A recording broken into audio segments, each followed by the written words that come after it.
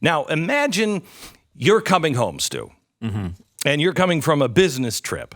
Okay, you went someplace and you were there on business, and you were like, "Honey, damn this corporation!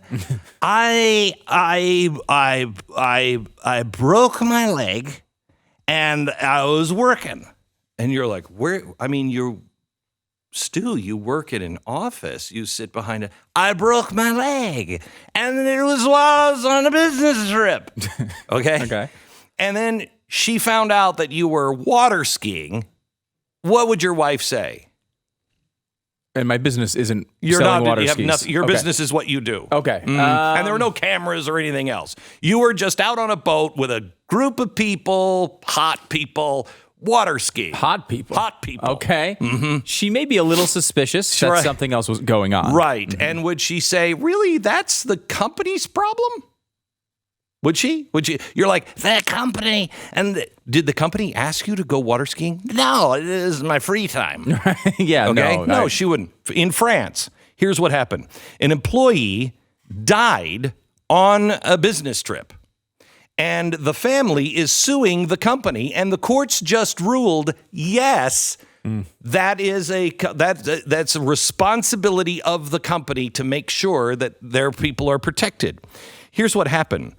He was an employee that had a heart attack while having sex with a stranger in his hotel room. The firm... My wife would have more of a problem with that than the water skiing. Yeah, well, I didn't want to give you something so insane, right? Okay. I mean, my wife would have a problem with the water skiing. Mm-hmm. You know, somebody coming in and going, and I broke both my legs because we were having this crazy sex.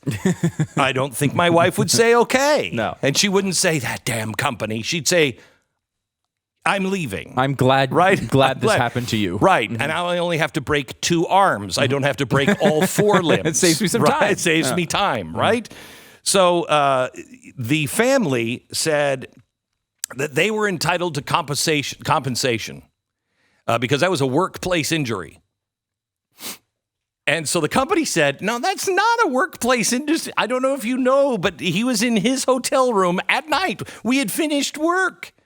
And he picked up a stranger in the bar, and it was so good, no offense to rub it in here, but it was so good that he had a heart attack during it. Is it, well, I mean, I guess he wouldn't have been at that hotel if not for the work assignment. Well, that's what the judge said. Oh, my God. That's what the judge said. The employer is responsible for any accident occurring during a business trip. He wouldn't have been there in a, quote, extramarital relationship with a perfect stranger had he not been asked to go on the business trip. Oh, my gosh. That's amazing. God bless America. If you think we're insane, we're not fully there yet. You don't think that could happen in the United States? No, please don't. Don't. I do not have a case to bring to you, but we can look. I've got the debate tonight. I'm trying to build myself up with a lot of hope and a lot of good things so I can watch the debate and last maybe 2 minutes before my head explodes. I'll say, though, I think that it's a good idea to, if you're going to commit a crime in France, wait till you're on a business trip.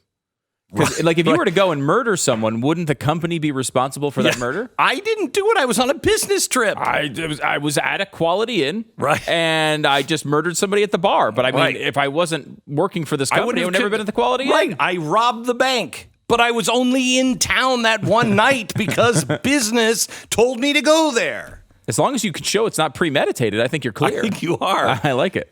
This bank was a total stranger to me. I'd never seen that bank before. Had no idea. Just an extramarital robbery with another bank. If the debate moderator today were to say, if a person were to go and have sex on a trip, a business trip, who should be responsible? You have to believe at least 8 of the 10 people are saying it's the company's fault. Who's there tonight? I will tell you exact number of how many people would say yes. You have Joe Biden. He would say, Ooh, he's tough. Come back to him. Okay.